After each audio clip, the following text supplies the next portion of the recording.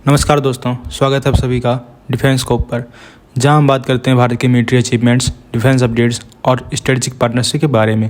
तो चलिए शुरू करते हैं बिना किसी देरी के। पहली खबर की बात करें तो चाइना में एक बहुत बड़ा जासूसी कांड हो गया है और ये ऑफिशियली कंफर्म भी हो चुका है। चाइना की मिनिस्ट्री ऑफ स्टेट सिक्योरिटी ने बताया कि एक फॉर्मर डिफेंस इंजीनियर जिसका नाम लियू है, उसे देश के सीक्रेट डेटा को फॉरेन इंटेलिजेंस एजेंसी को सेल करने का गिल्टी पाया गया है। उसने FC-31 स्टील्थ फाइटर जेट जैसे क्रूशियल मिलिट्री प्रोजेक्ट्स की सेंसिटिव इंफॉर्मेशन लीक की थी। इस बड़े फ्रॉड के लिए उसे मौत की सजा दी गई है। ये केस पहले से ही चाइनीज सोशल मीडिया पर डिस्कशन का विषय बना हुआ था, पर मिनिस्ट्री ऑफ स्टेट सिक्योरिटी के ऑफिशियल स्टेटमेंट के बाद इसका पूरा सच सामने आ गया। लियू पहले एक डोमेस्टिक डिफेंस रिसर्च इंस्टीट्यूट में असिस्टेंट इंजीनियर था। उसका काम डिफेंस टेक्नोलॉजी से जुड़ा हुआ था, मगर जब उसे प्रमोशन नहीं मिला तो उसके मन में नाराजगी आ गई। ये दुख उस पर इतना भारी पड़ गया कि उसने सीक्रेट मिलिट्री डॉक्यूमेंट्स चोरी करके रखने शुरू कर दिए। जब उसने जॉब छोड़ दी तो उसने एक इन्वेस्टमेंट फर्म में काम शुरू किया, पर फाइनेंशियल स्ट्रगल्स की वजह से उसका पैसा तेजी से डूब गया। हाई रिस्क स्टॉक इन्वेस्टमेंट्स और इलीगल क्रेडिट विड्रॉल्स की वजह से उसके हालात और खराब हो गए।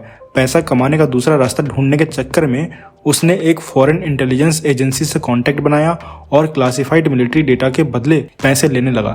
लियू का तरीका बहुत सोफिस्टिकेटेड था। उसने सेंसिटिव डॉक्यूमेंट्स को छोटे छोटे टुकड़ों में तोड़कर सिस्टमैटिकली पैकेज करके एक पूरा कैटलॉग बनाया। ट्रांजैक्शन सेफ रखने के लिए उसने एनोनिमस IC और सिम कार्ड्स यूज किए, कम्युनिकेशन मेथड्स बार बार बदले और फेक आइडेंटिटीज का इस्तेमाल किया। ये सब तरीके उसने इसीलिए अपनाए ताकि चाइनीज अथॉरिटीज उस पर शक न कर पाए। लेकिन इस जासूसी और चोरी का सिलसिला ज्यादा दिन नहीं चल पाया और तो और 6 महीने के अंदर ही लियू ने कई देशों की यात्रा की और चाइनीज डिफेंस सीक्रेट्स को लीक किया। लेकिन जो फॉरेन इंटेलिजेंस एजेंसी इनिशियली उससे इन्फॉर्मेशन खरीद रही थी, उससे अपना रिलेशन तोड़ लिया क्योंकि उन्हें कम पैसों में काफी सारी जानकारी मिल चुकी थी। लेकिन लियू हार मानने को तैयार नहीं था। उसने अपनी ये टेक्निक्स और रिफाइन की और नए एजेंट से कांटेक्ट बनाने लगा। ये सब करते करते चाइनीज सिक्योरिटी एजेंसीज की नज़र आखिरकार उस पर पड़ ही गई। अथॉरिटीज ने उसकी मूवमेंट्स और कम्युनिकेशंस को क्लोजली मॉनिटर करना शुरू कर दिया और आखिरकार उसे अरेस्ट कर लिया गया। मिनिस्ट्री ऑफ स्टेट सिक्योरिटी के अकॉर्डिंग लियू को जासूसी और फॉरेन एंटिटीज को स्टेट सीक्रेट डेटाज सेल करने के एलिगेशन में गिल्टी पाया गया और उसे डेथ पेनल्टी यानी मौत की सजा दे दी गई।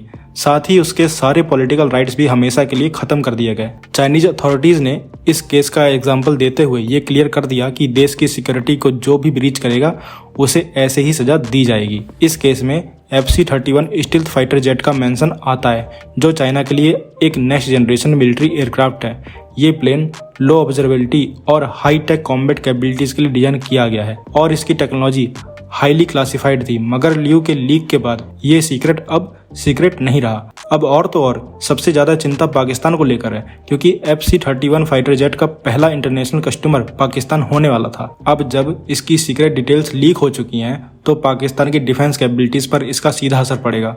दूसरी तरफ इंडिया के लिए ये एक फायदे का मौका बन सकता है। इंडियन एयरफोर्स अब FC-31 जेट की कमियों का पूरा एनालिसिस कर सकेगी और उसके अगेंस्ट अपनी स्ट्रेटजी तैयार कर सकेगी। तो आप क्या कहेंगे इस खबर के बारे में कमेंट सेक्शन में जरूर बताइएगा। अगली खबर की बात करें तो इंडियन आर्मी के लिए एक बड़ी खुशखबरी है। कैबिनेट कमेटी ऑन सिक्योरिटी ने ATAGS के लिए 7,000 करोड़ रुपए का डील क्लियर कर दिया है। इस डील के तहत भारत फोर्ज और Tata advance systems 307 ATAGS gun और 327 गन टॉइंग व्हीकल्स बनाएंगे। ATAGS 155 mm 52 कैलिबर की गन है जो 45 से 48 किलोमीटर तक स्ट्राइक कर सकती है। ये गन 5 राउंड बर्स्ट फायर करने में कैपेबल है, जबकि दूसरी विदेशी गन सिर्फ 3 राउंड बर्स्ट कर पाती हैं। इसका ऑल इलेक्ट्रिक ड्राइव टेक्नोलॉजी इसे मेंटेनेंस फ्री बनाता है, जिस वजह से ये लंबे समय तक रिलायबल रहती है। भारत फोर्ज 60% गन्स बनाएगी क्योंकि उसने L1 कॉन्ट्रैक्ट जीता है, जबकि टाटा बाकी के 40% गन बनाएगी।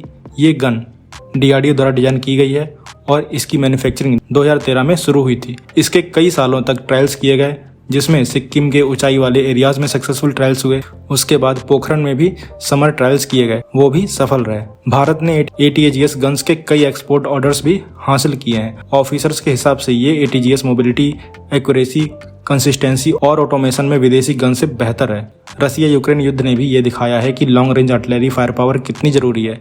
इस वजह से इंडियन आर्मी भी ऐसे मिसाइल सिस्टम और हैवी आर्टिलरी में इन्वेस्टमेंट कर रही है। आर्मी ने पहले ही साउथ कोरियन डिफेंस के साथ 7,629 करोड़ रुपए का contract K9 Vajrata T guns खरीदने के लिए साइन किया है। इसके अलावा आर्मी ने इंडिजिनस पिनाका रॉकेट सिस्टम के लिए भी 10,147 करोड़ रुपए के कॉन्ट्रैक्ट किए हैं, जो 45 किलोमीटर तक स्ट्राइक कर सकते हैं। तो क्या कहेंगे आप इस खबर के बारे में कमेंट सेक्शन में जरूर बताइए। अगली खबर की बात करें तो HAL ने तेजस MK1A वेरिएंट को पहले ही इंडियन एयरफोर्स में शामिल कर दिया है, लेकिन अब MK1B वेरिएंट बनाने की बात हो रही है। डिफेंस एक्सपर्ट्स के हिसाब से MK1B वेरिएंट बनाना पॉसिबल है। MK1B में उत्तम एसर रडार इंस्टॉल किया जाएगा, जो तेजस की टारगेटिंग और सिचुएशनल अवेयरनेस को काफ़ी इंप्रूव करेगा। ये रडार DRDO ने बनाया है और इसका अपग्रेड तेजस की कॉम्बैट इफेक्टिवनेस बढ़ा देगा। उनके हिसाब से इंडियन एयरफोर्स के नए ऑपरेशन रिक्वायरमेंट्स को ध्यान में रखते हुए तेजस MK1B या तेजस MK1C बनाया जा सकता है। साथ ही फ्यूचर में तेजस MK1A के लास्ट बैचेस में तेजस MK2 के कुछ फीचर्स भी शामिल हो सकते हैं। तेजस MK2 वर्जन ज्यादा पावरफुल होगा, जिसमें GE के F414 इंजन, एडवांस एवियोनिक्स और स्टेल्थ फीचर्स होंगे। और इंडिजिनस और मेक इन इंडिया होने से HAL और इंडियन एयरफोर्स खुद ही नए फीचर्स ऐड करके अपना जेट अपग्रेड कर सकते हैं। तेजस MK1B से भारत को दूसरे देशों में एक्सपोर्ट का भी मौका मिलेगा, क्योंकि तेजस कॉस्ट इफेक्टिव और मल्टी रोल फाइटर है, जो फॉरेन एयरफोर्स के लिए भी अट्रैक्टिव बन सकता है। खैर, तेजस को MK1A, MK1B या MK1C कहा जाए, लेकिन असली बात एयरक्राफ्ट की कैपेबिलिटी ही होती है। तो आपके क्या पॉइंट ऑफ व्यू हैं इस टॉपिक पे कमेंट सेक्शन में जरूर बताइए। तो दोस्तों, ये थी आज की डिटेल्ड अपडेट्स हमारे भारत के डिफेंस और इंटरनेशनल स्ट्रेटजीज के बारे में। अगर आपको ये वीडियो इन्फॉर्मेटिव लगा हो तो लाइक करें, शेयर करें और चैनल को सब्सक्राइब करना ना भूलें। आपका सपोर्ट हमें और बेहतर कॉन्टेंट बनाने के लिए मोटिवेट करता है। मिलते हैं नेक्स्ट वीडियो में। थैंक्स फॉर वॉचिंग एंड जय हिंद, जय भारत।